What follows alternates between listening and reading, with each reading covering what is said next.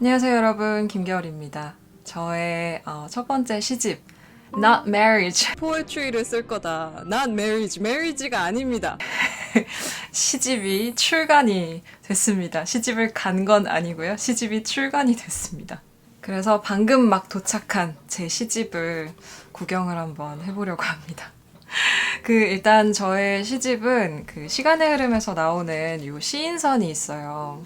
이게 아마 작년인가 재작년인가 한국에서 가장 아름다운 책에도 들었던 걸로 기억을 하는데, 그 도서전에 전시되는 시간의 흐름 시집이 이렇게 있는데, 제 시집이 이 시인선의 네 번째 시집입니다. 참 이 시집에 대해서는 하고 싶은 말이 참 많기도 하고 아예 없기도 하고 그런데요.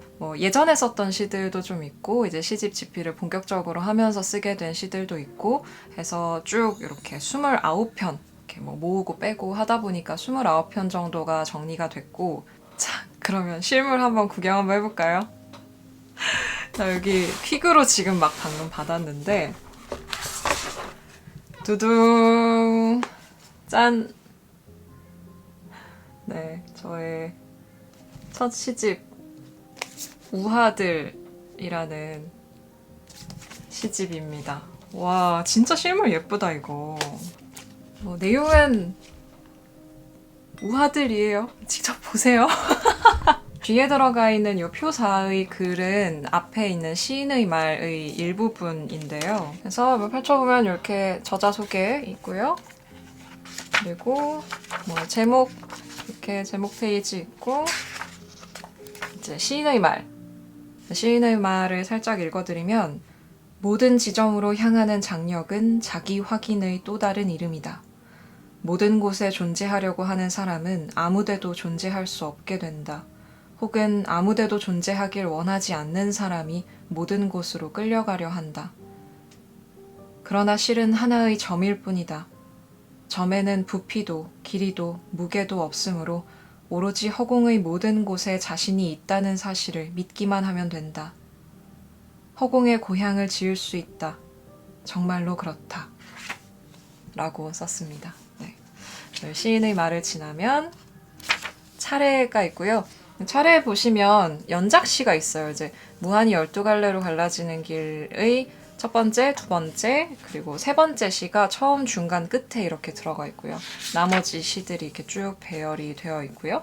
연작시의 제목은 너무나 당연하게도 보레스의 영향권에 있다라고 이야기를 할 수 있겠죠. 그리고 제목이 우화들인 것도 어느 정도 연관이 있을 거라고 생각해요. 저는 약간의 그런 영향권 안에 내가 있다라고 생각하면서 썼기 때문에. 근데 물론 내용은 아주 다르겠죠? 내용은 아주 다른 부분이 있고, 그리고 해설은 선우은실 평론가님이 써주셨고, 하나를 넘기면 이렇게 자서가 있습니다. 자서에는 이렇게 썼어요.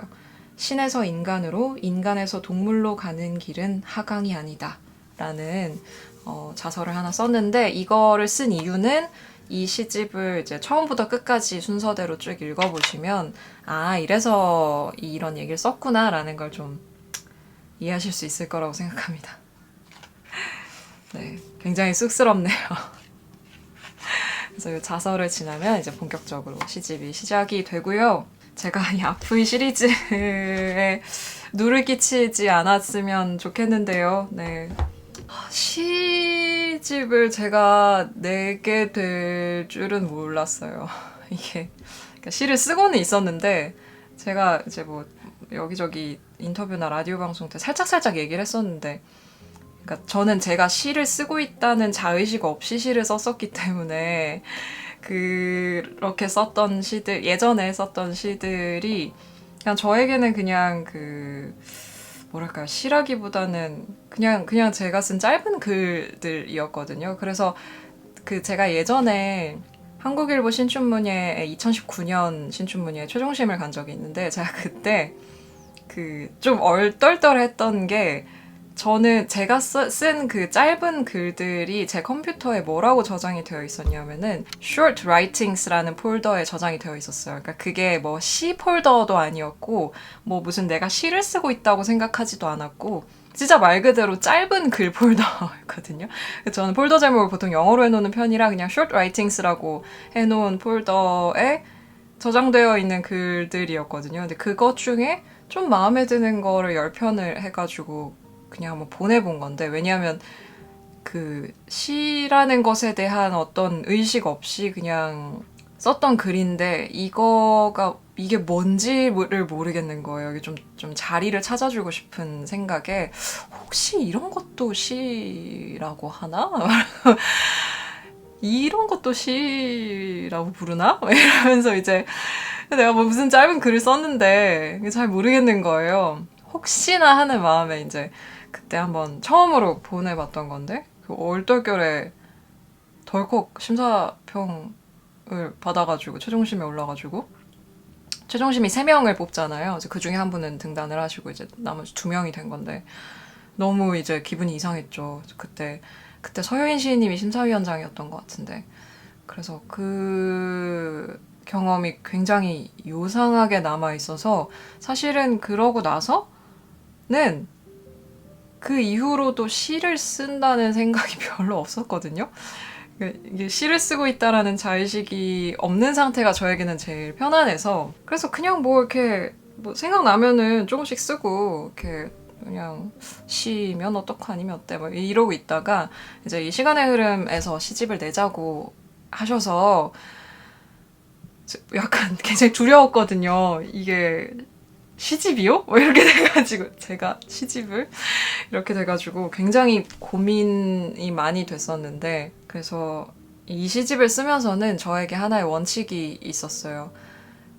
다른 아무것도 생각하지 않고 오로지 내가 써야 한다고 생각하는 것을 쓰기라는 대원칙이 있었고요.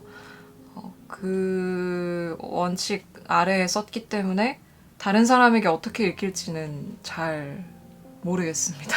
그래서 뭐 이렇게 막 작품성이나 뭐 이렇게 뭐 어떤 멋진 대중성 이런 것이 있을까요? 전 잘 모르겠어요.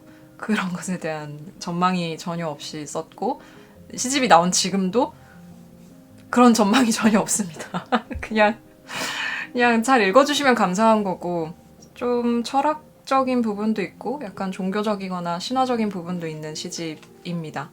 그래서 그때 신춘문예 최종심에 올라갔던 시는 2번째 순서로 수록이 되어 있습니다. 이것도 약간 비하인드가 있는데 그때 당시에 신춘문예 심사평에 그런 얘기가 있었어요. 이제 제목에 대한 고민이 좀 부족했던 것 같다. 뭐더라? 상상의 영역에서 자신만의 독특한 영토를 확보하고 있다. 뭐 이런 식의 심사평이었는데 다만 뭐 제목에 대한 고민이 좀 아쉽다. 이런 식의 심사평이었어요. 그래서 제가 그걸 피드백이니까 제가 2021년에 자음과몸에 이 시를 실었었는데 그땐 제목을 바꿨었거든요. 근데 이 시집을 쓰면서 이 시집에 그 시를 넣으면서 도로 원래의 제목으로 바꿨습니다.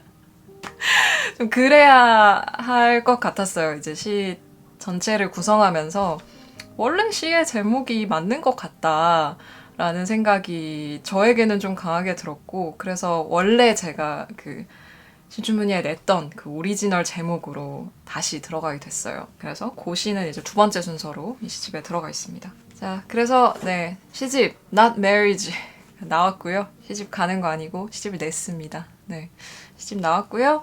기다리셨던 분들께 좋은 선물이 되길 바랍니다. 그러면 오늘의 짧은 저의 신간 소식은 여기서 마무리하도록 하겠습니다, 여러분. 안녕!